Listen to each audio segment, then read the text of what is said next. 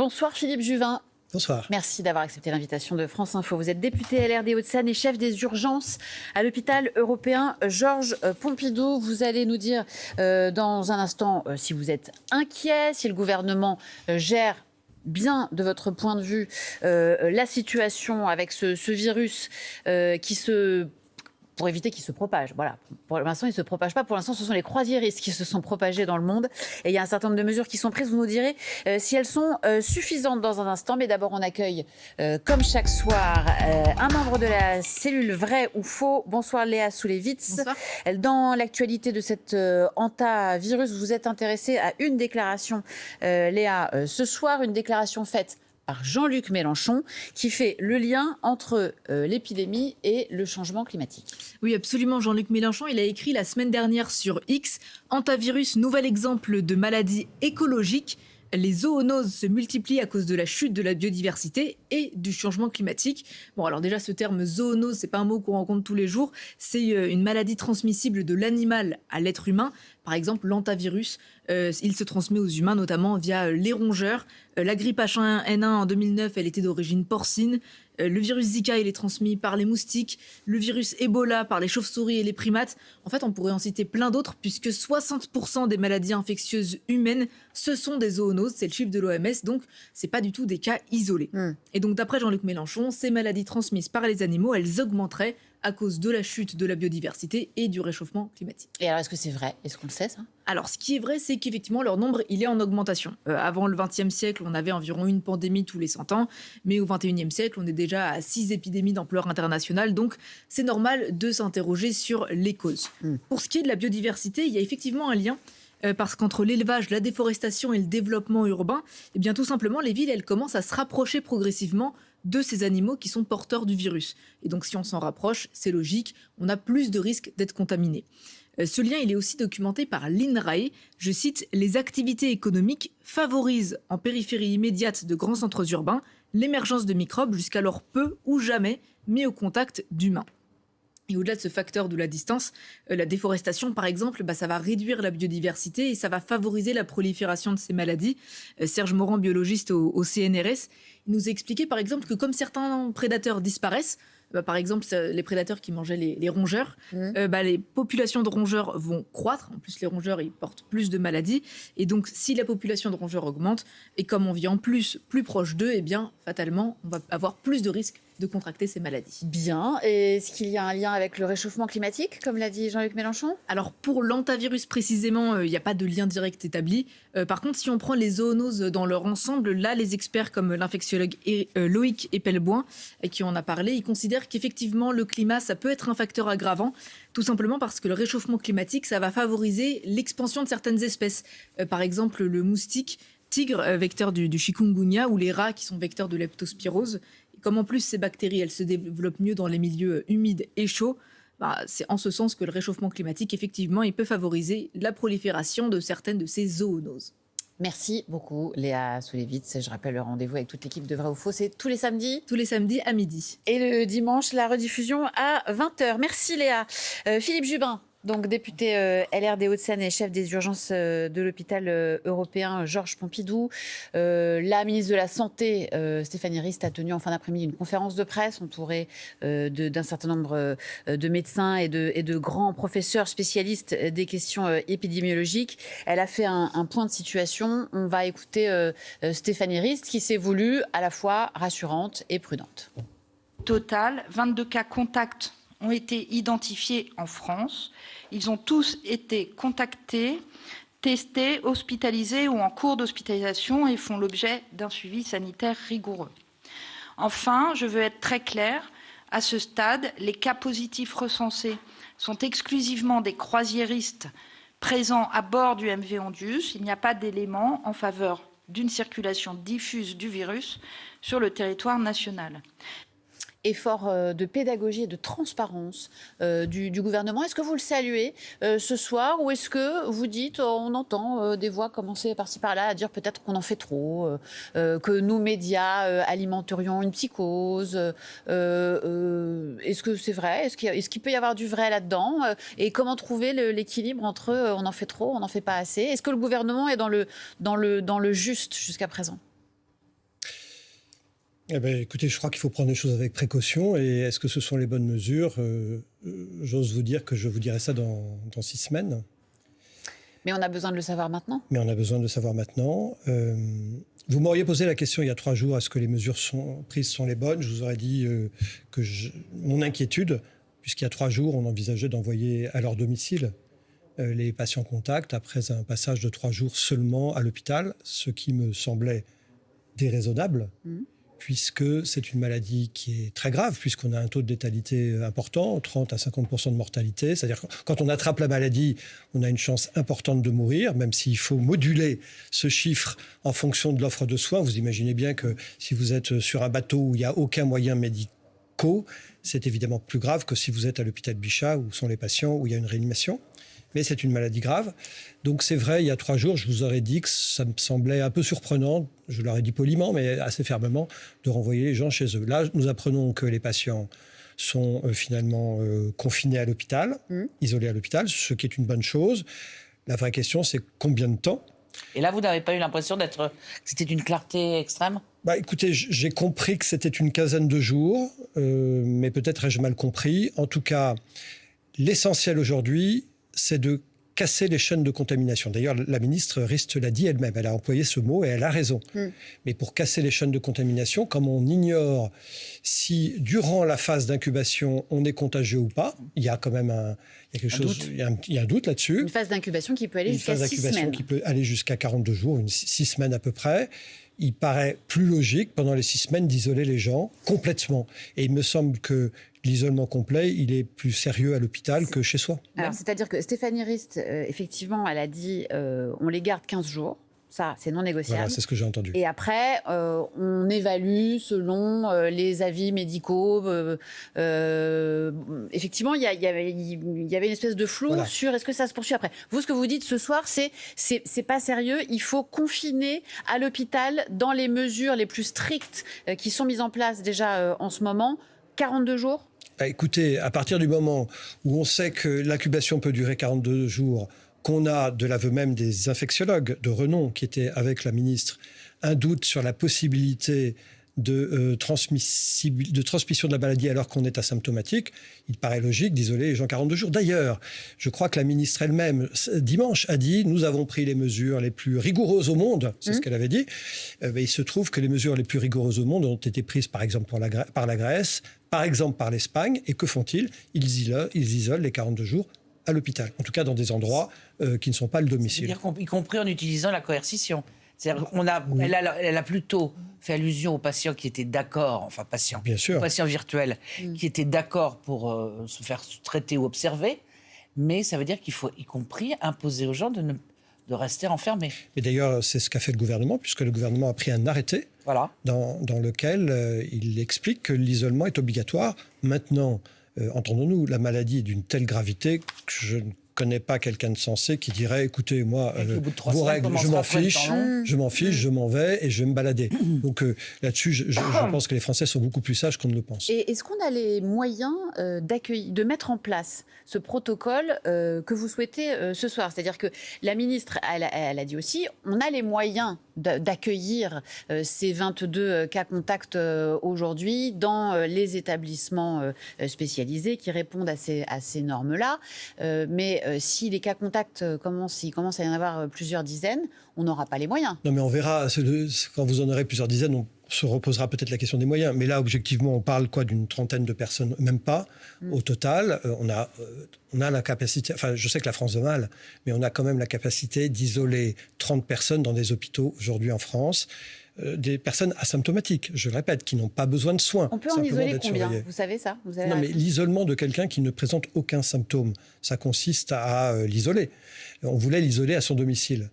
Donc, non, mais à l'hôpital, dans les conditions qui sont celles qui ont été décrites aujourd'hui, c'est-à-dire de manière très très stricte. Alors, en fait, il y a plusieurs choses. Soit vous considérez qu'il faut les mettre dans des chambres avec des régimes de pression particuliers, et je ne connais pas combien de chambres à régime de pression particulier nous avons en France, mais probablement pas une trentaine. Mais comme on envisageait de les renvoyer à leur domicile, je pense que déjà, on les mettrait non pas à leur domicile, mais dans des chambres qui sont des chambres normales, qu'on fermerait isolés, ça aurait déjà plus de sens que les renvoyer à domicile.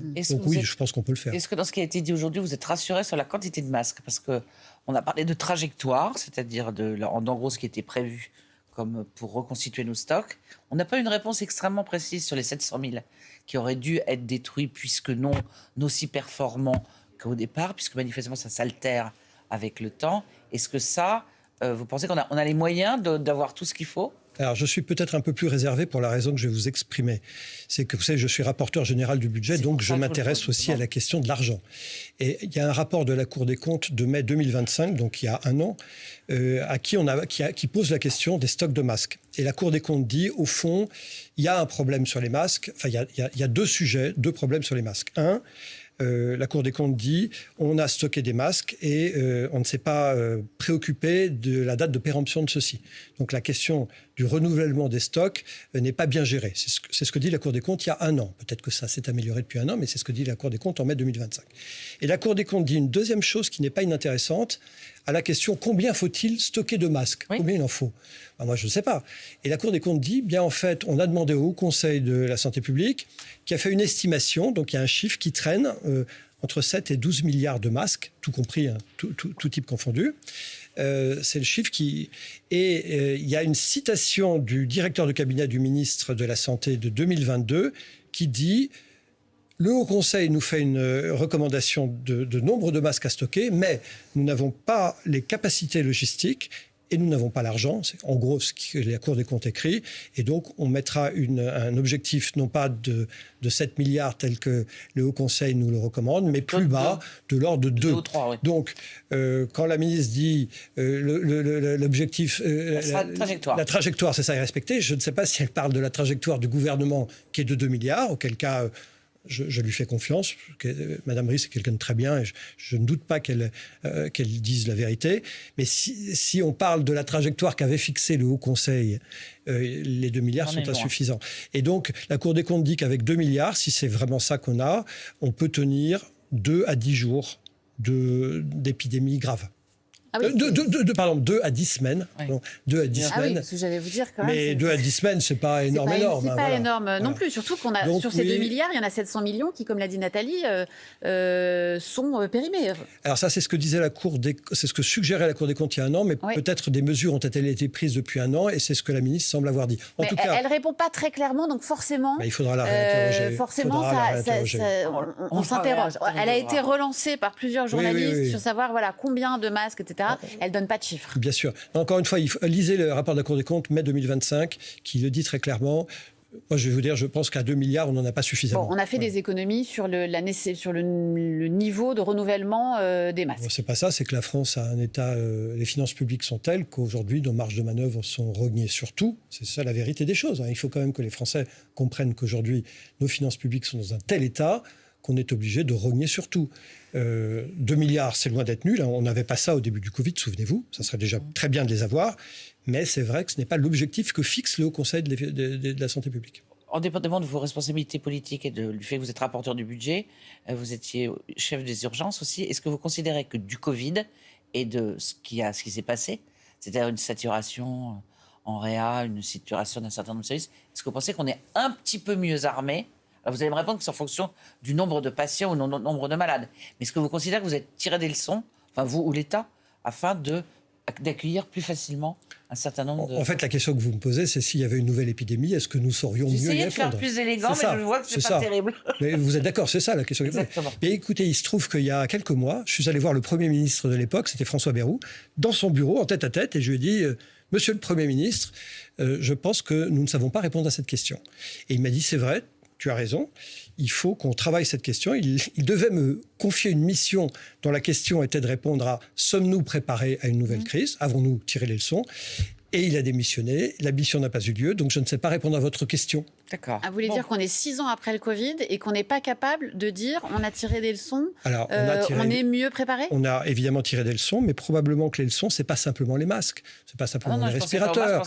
C'est la question des lits d'hospitalisation, c'est la capacité à prendre des décisions rapides, c'est la question de comment on s'exprime pour combattre les mauvaises nouvelles et les fausses nouvelles. C'est tout ça, la prise en charge d'une épidémie.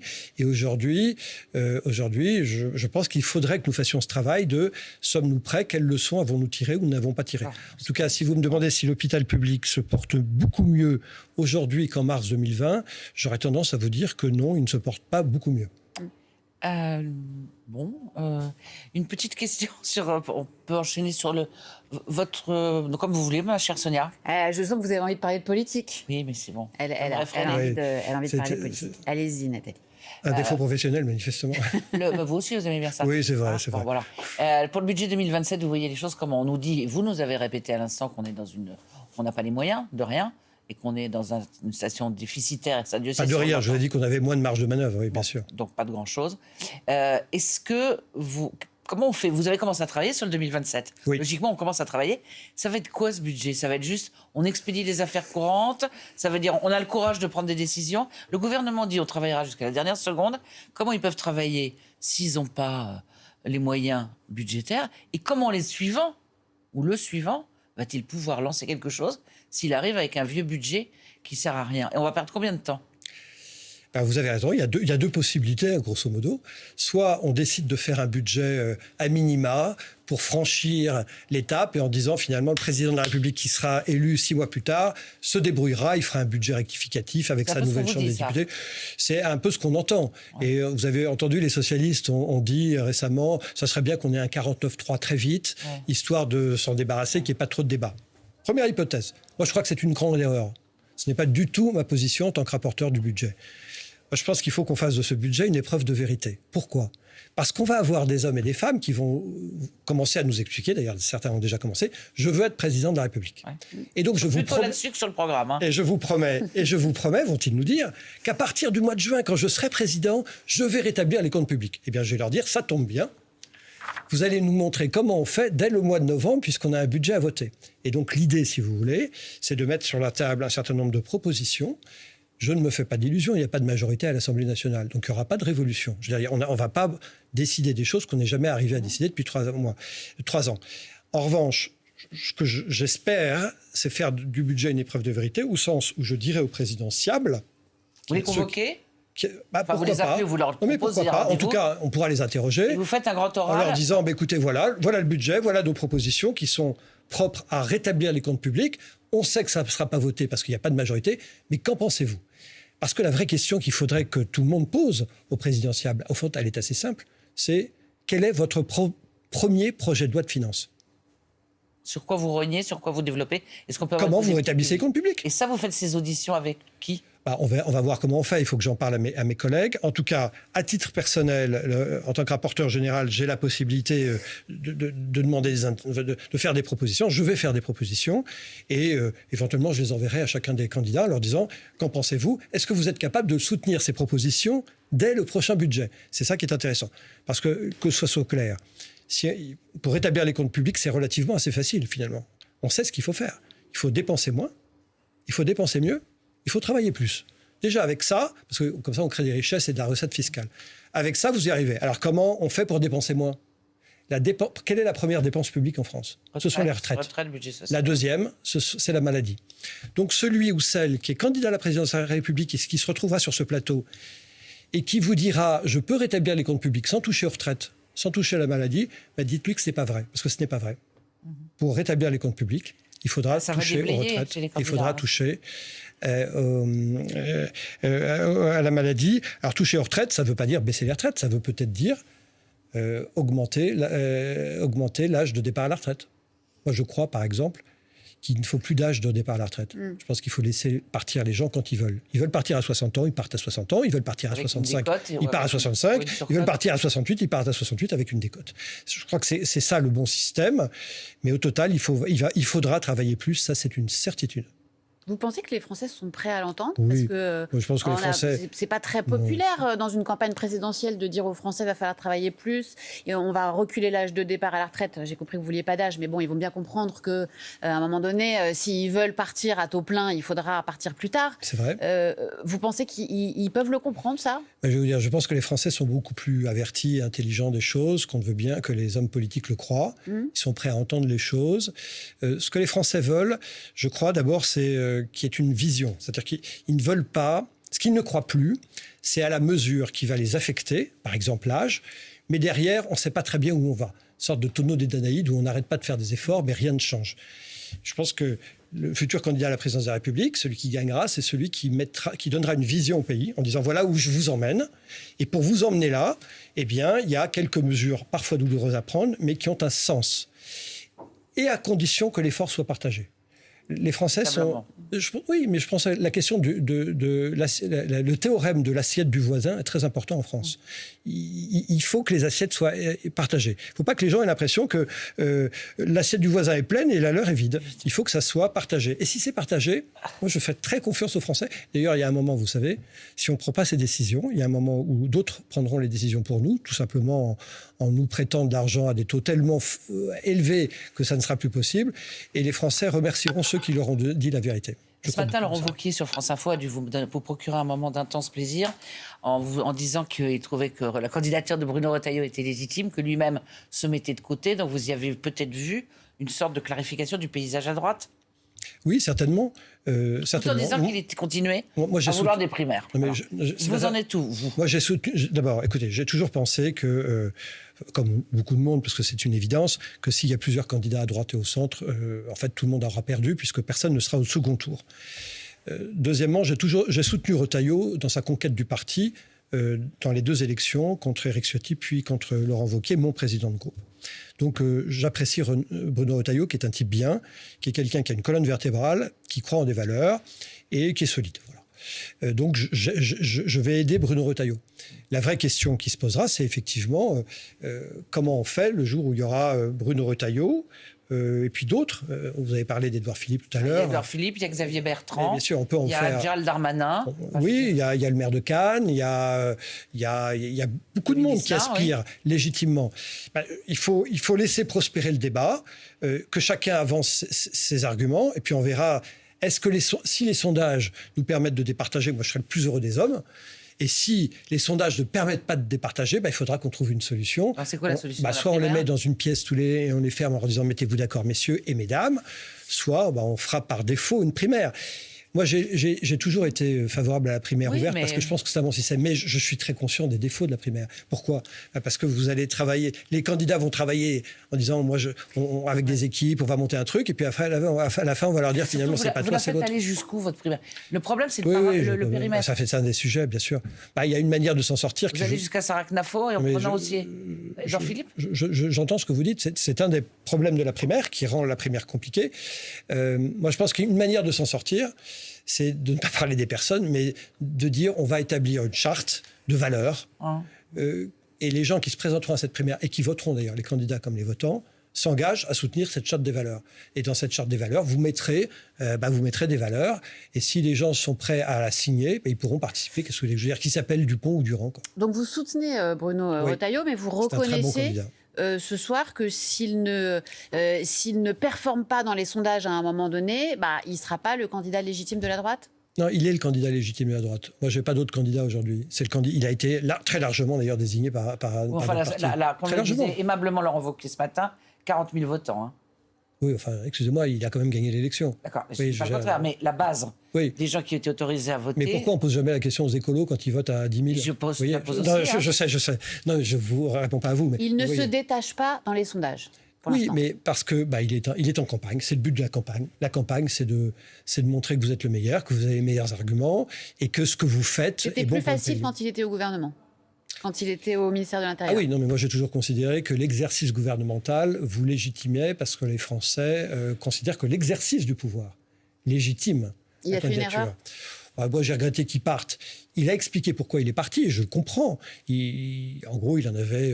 voilà, il ne voulait pas participer à une politique qu'il contestait.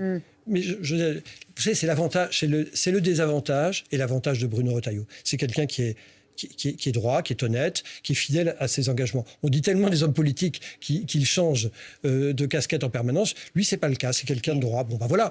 Je l'aimais quand il était au gouvernement. Il l'est plus. On fait avec. Et je vais l'aider à être un bon candidat et à gagner. Édouard Philippe ou Attal, ça vous... non, mais c'est pas ça. C'est que mon candidat, c'est Retailleau. Mais j'ai compris. Alors, non, mais s'il y a à choisir demain entre Jordan Bardella et bien Attal, sûr. Non, mais bien sûr. Bien sûr. À quel moment ça va se décanter, d'après vous ?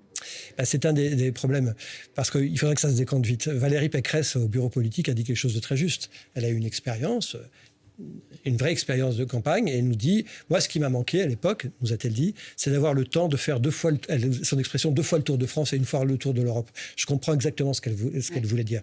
Et c'est vrai que le temps est compté, mais on fait avec. Et on fait avec. Bien, écoutez, aujourd'hui, on a notre candidat. On verra à la fin de l'année où on en est. Le grand oral, vous le commencez en septembre. Oui, le budget doit être voté en octobre. Donc, dès que j'ai le budget, il faudrait déjà que j'ai le budget. Allez, le temps est compté ici aussi. Merci beaucoup, Philippe Juvin, d'avoir été notre invité. Merci, Nathalie. Merci. Vous avez vu, on a parlé politique. Bonne soirée sur C'est le France titre de Info. l'émission, non ? Oui.